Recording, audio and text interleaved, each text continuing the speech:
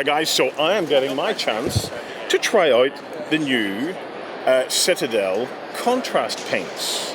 So we knew they were going to be on trial here at UK Games Expo, so the team thought what better way to put them to the test than to send the worst possible painter that we have, someone who's afraid to paint, and I don't believe I've ever managed to paint a full army. So the Citadel contrast paints are kind of being pitched as something to help us paint our armies quicker. Now there's other methods that have been out there, like the Army Painter Dip method with quick shade, but this is kind of reversing it. This is doing a lot of the shading work all at the start of the process as opposed to the end of the process.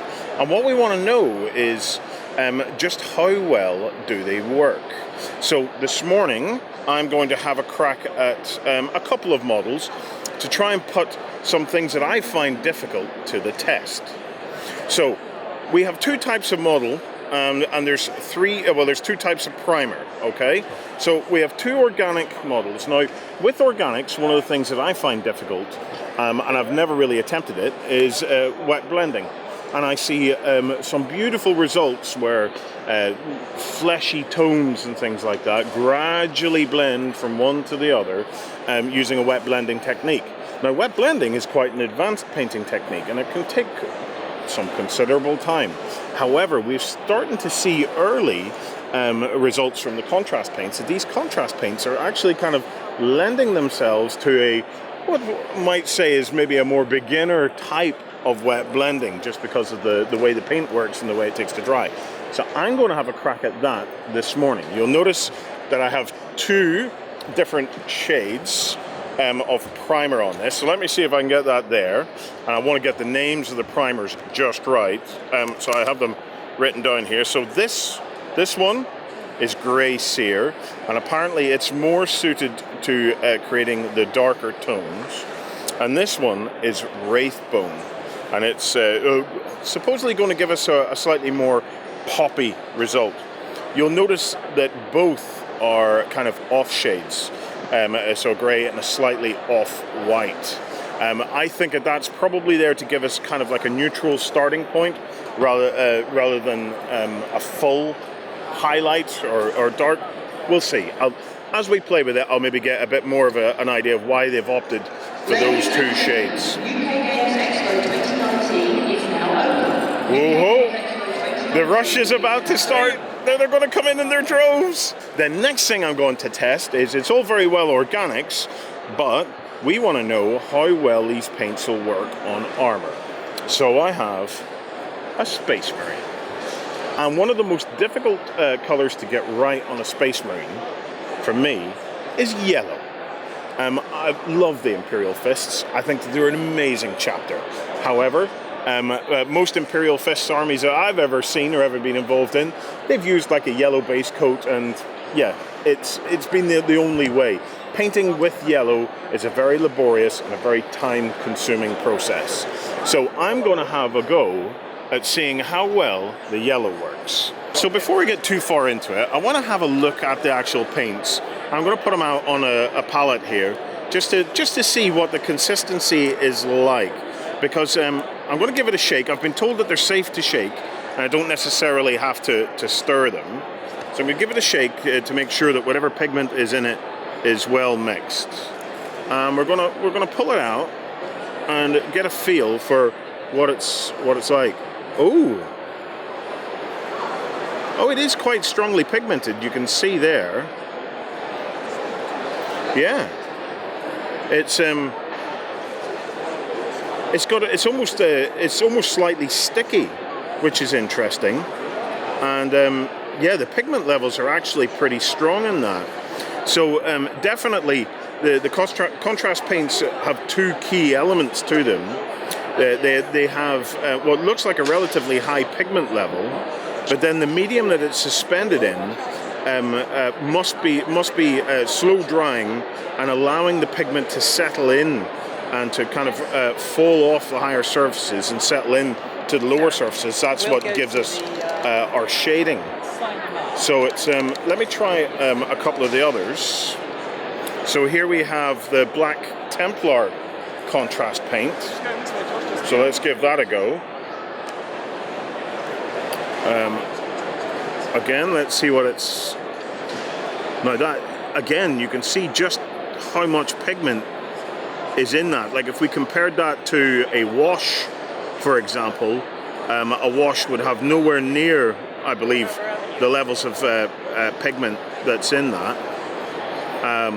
And even moving it around, you can see how the pigment moves within the medium. Just like that, you can see it always kind of settling in and drawing down. So definitely the combination of the two materials, or the two kind of ingredients of the paint, are very, very interesting. Okay, and then the final one I have to look at. Let's have a look at Blood Angels Red. So we'll give that one a go.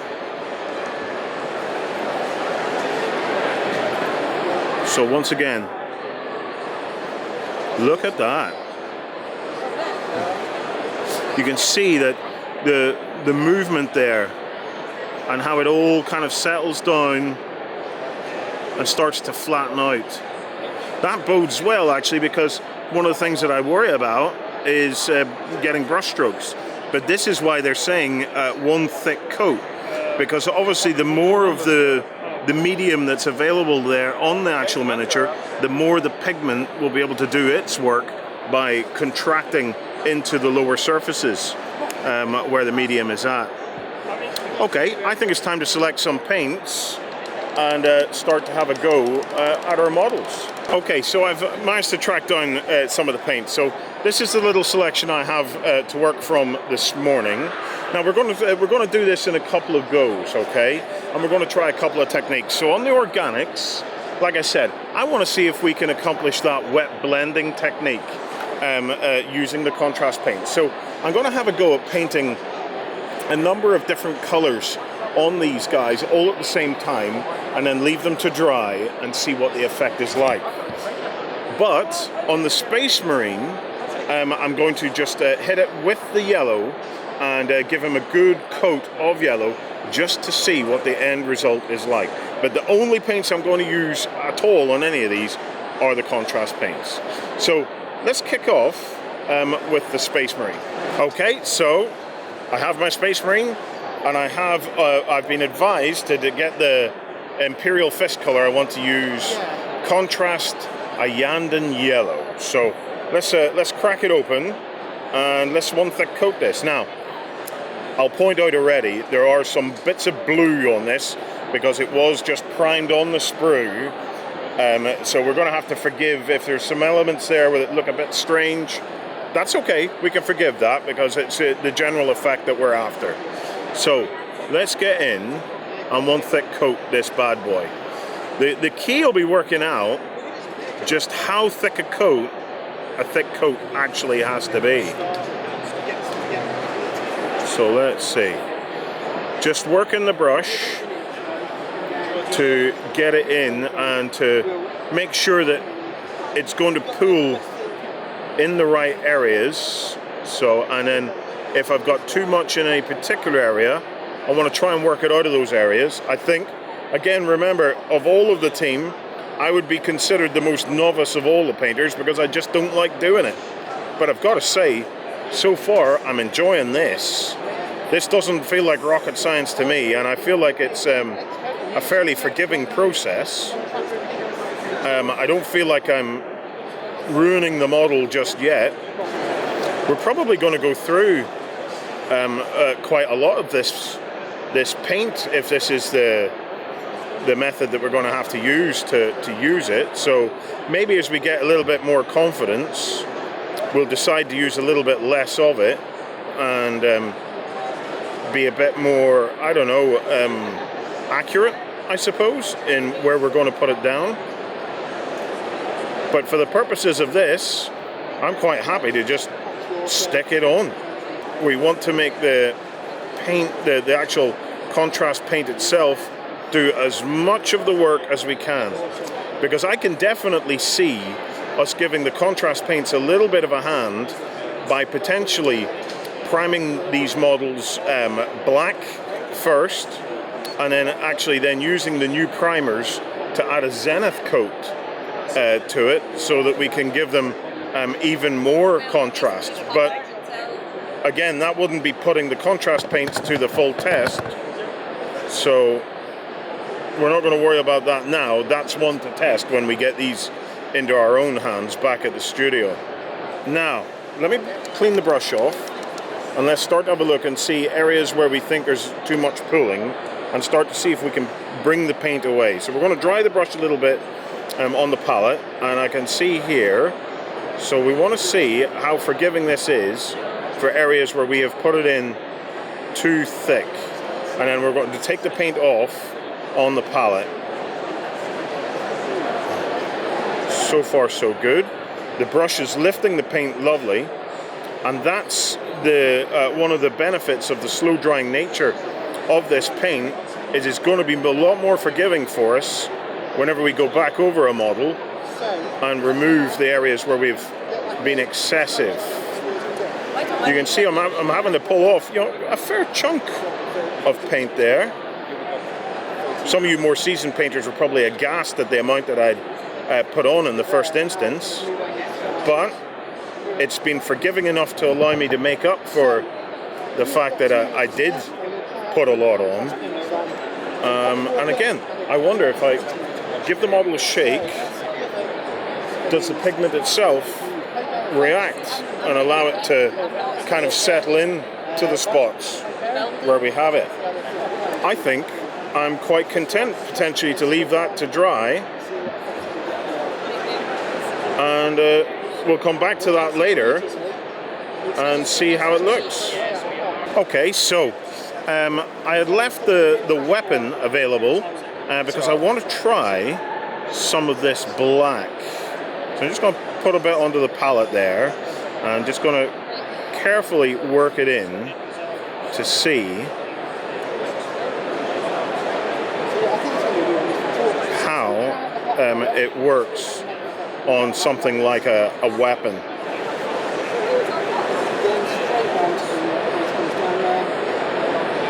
There we go, happy enough with that. Getting a decent amount of coverage. Again, they say one thick coat, so I'm going to go for it and give it one thick coat. Let's leave it, and we'll see how that turns out later on today. Okay, so now to have a play with the organics. So I've done we've done a couple of quick tests here. So first thing we wanted to see was we have this contrast skeleton horde that we've put down over the two different base coats. So let me show you those to see how you look. So this is skeleton horde over grey sear. So you can see it's cold. I actually really like that. I think that's a beautiful effect from skeleton horde on that. And then here we've put the same contrast paint down over Rathbone. You can see it's a much warmer take on it. So yeah, let me try. Sorry, my clumsy hands here, guys, but the two primers really do make quite a difference to the end result of the contrast paint. Right, we have a plague bearer or some kind of gribbly dude, and what we're going to have a go at now is painting this guy just solely with the contrast paints, have a crack at the wet blending, and see just what effects we can actually get.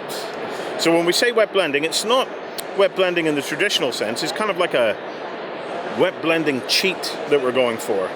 So I'm going to paint him up, just having a look around the model to see what bits we have. So again, I'm going to have a go at just painting this guy only with the contrast paints. So I'm going to be quite careful where possible with where I put them. So I'm going to use this green, which is a plague bearer flesh, and I'm going to try and restrict it just to the flesh areas.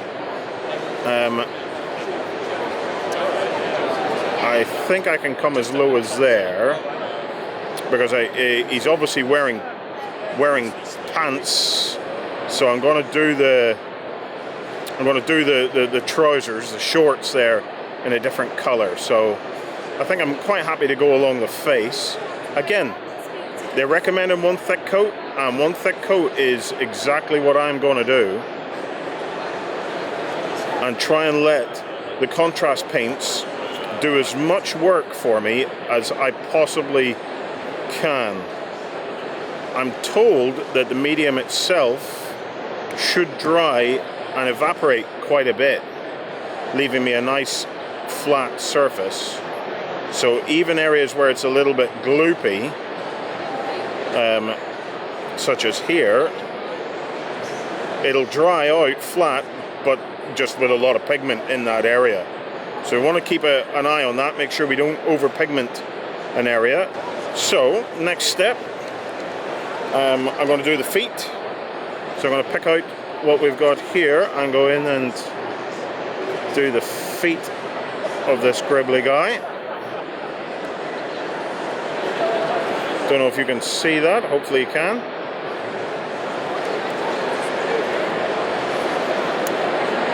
We're going to use a little bit of that brown to do the weapons now.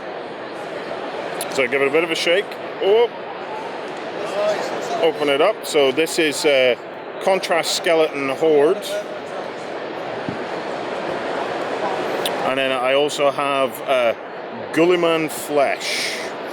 So I think we will go with the skeleton horde on the weapon, just to see how that turns out.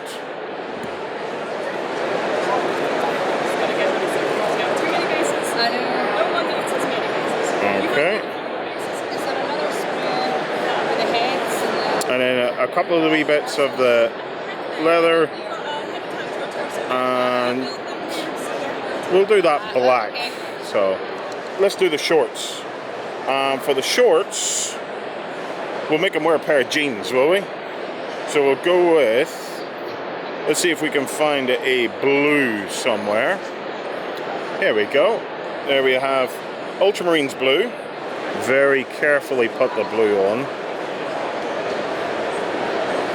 Let that strong blue pigment blend in and try and see if we can cover up where I overwent with the green.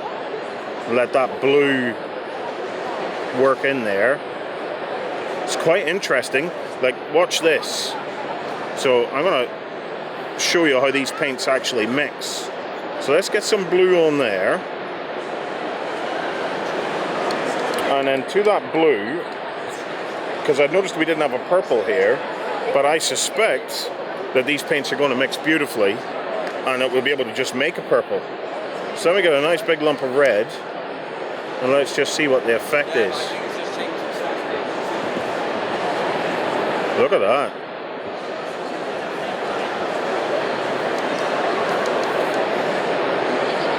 Perfect mix. There's no issue there at all. Let me get some more blue to that and increase the blue aspect of it.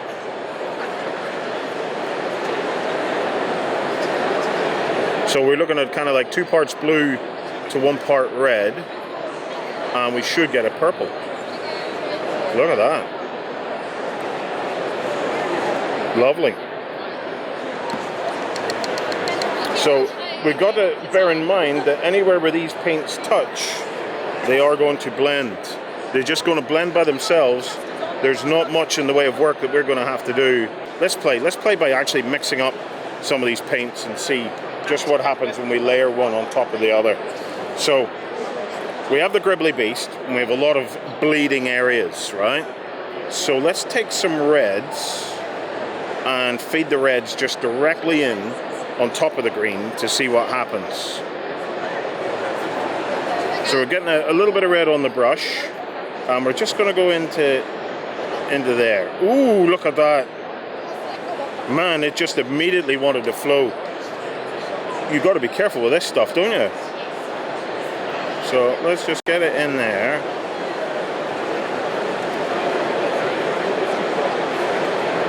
Oof. It's aggressive, isn't it? It is quite aggressive the way it just slows around. I have another one here which has been left to dry just a little bit.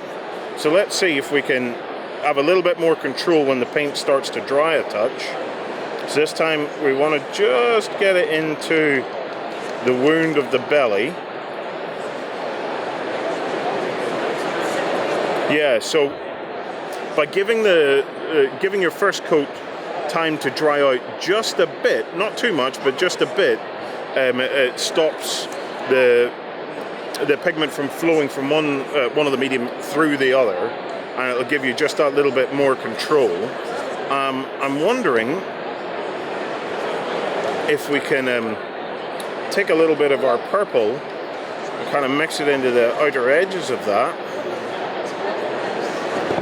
to give us a little bit of bruising.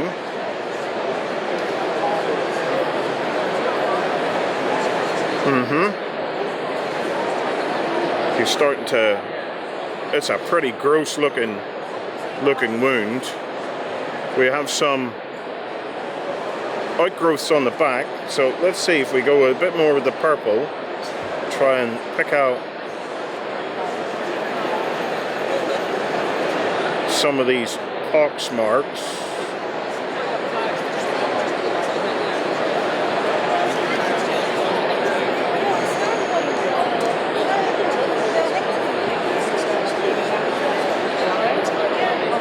Yeah, we're definitely starting to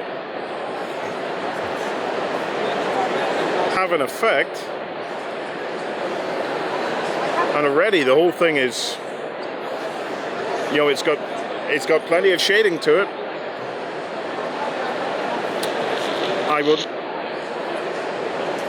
I wouldn't say that this paint is going to